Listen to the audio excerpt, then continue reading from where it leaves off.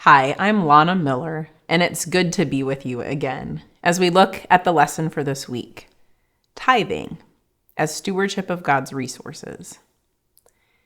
This is a topic that I encounter almost every day in my work as a stewardship consultant with Everence, and it's one that I preach and teach on quite regularly.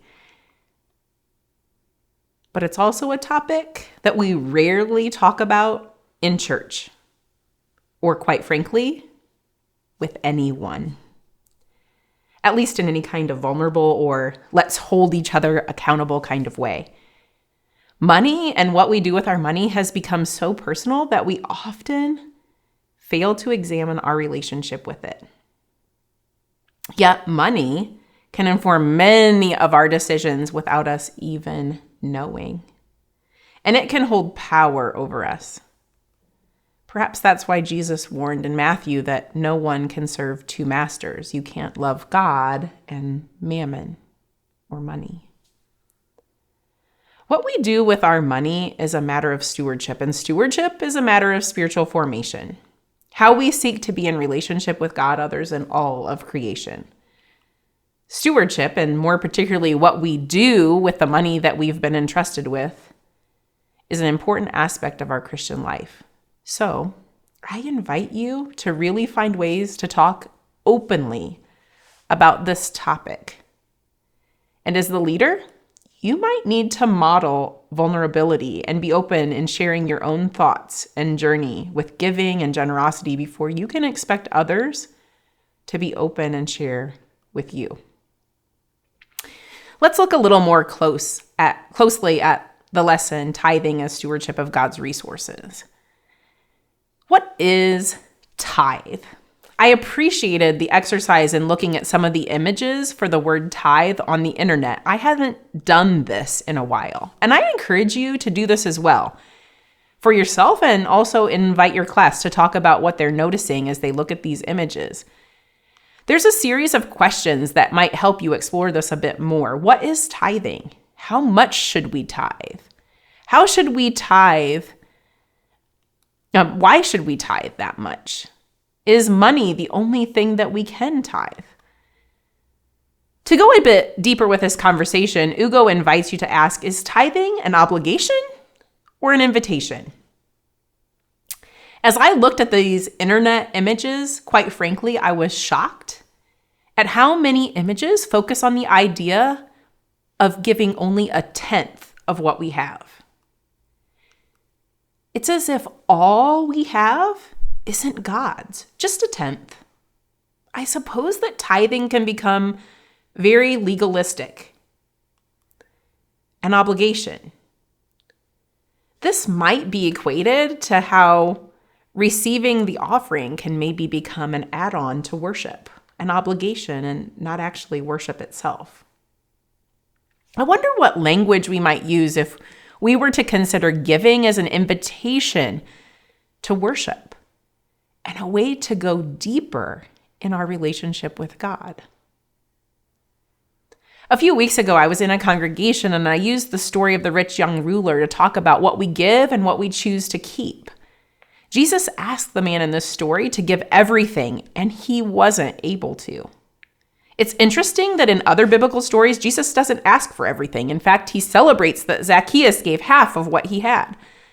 I suppose Jesus knows what people need, and he sees in our hearts.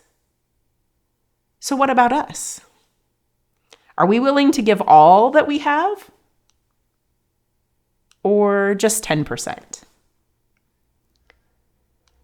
When it comes to this idea of tithe or tithing, even pastors are split on this subject. There's a study in 2011, and it's a survey of pastors and denominational leaders, and that study found that 42% believe giving 10% of one's income is mandated, even in the New Testament, while 58% did not.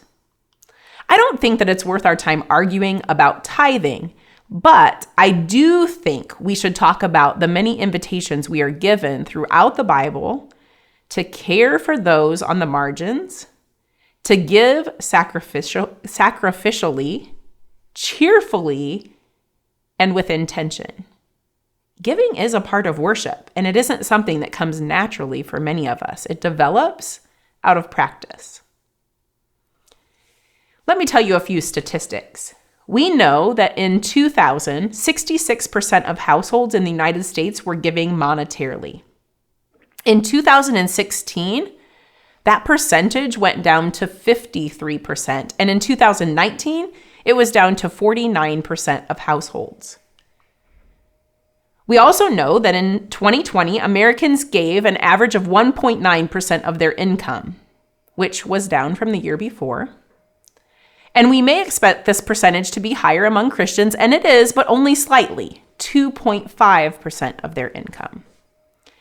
I also find it fascinating that only about 5% of church attenders give a traditional tithe of 10%. However, 17% say that they do. So what do all these statistics say about giving and generosity? I think giving isn't necessarily a priority, and perhaps we think that we're more generous than we actually are. We need to consider giving as an act of worship. What we give is an invitation to be part of what God is doing. And when we have conversations about giving, how much am I able to give? We need to consider how we invite God into this conversation. When do we pray about our giving? As you read the passage today from Deuteronomy 14, verses 22 to 29, I'd encourage you to note before reading, as Joanne says, that Deuteronomy is fundamentally concerned with how Israel should order its life to be in right relationship with God.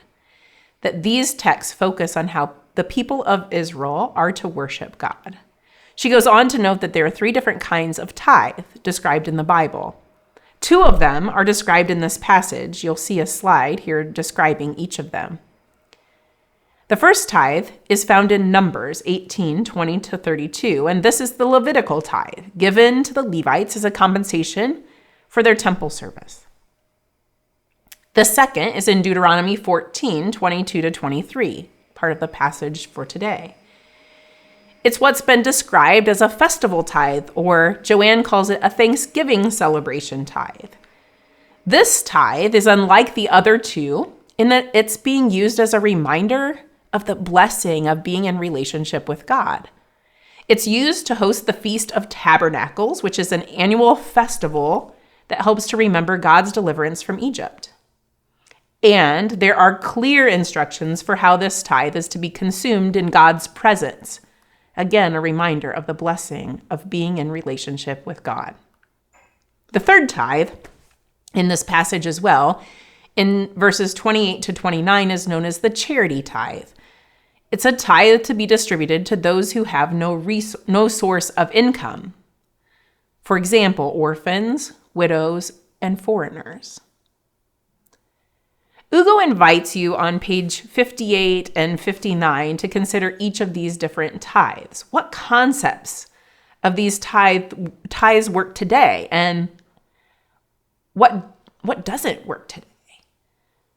What could apply to us? What maybe doesn't apply to us? I encourage you to find the questions on these 2 pages that work for your group and dig deeper in the exploration of the different kinds of tithes. How are we incorporating these tithes, and how might we consider the purpose of each of these tithes within our worship and congregational life, and maybe incorporate them in some better kind of ways? Joanne's questions on page 60 bring us back to our own practices and make it even a bit more personal. It's good to have this kind of vulnerable and open conversation, as I talked about in the beginning of this lesson. You may want to spend some time with each of these questions or choose 1 or 2. If you tithe, why do you do it? Do you tithe as a sort of charitable contribution? Are we too caught up in the obligation and requirements as though the tithe is a tax of a membership due? Then she brings us back to creation and gives us an opportunity to consider how care for God's creation fits into our notion of tithing. Blessings as you prepare for the lesson this week. These are not topics. This idea of tithe, and especially as it relates to money, is not something we share often about. But people are eager to have a place to consider generosity and why we give. Thanks for taking on the challenge of opening up this conversation. Blessings this week.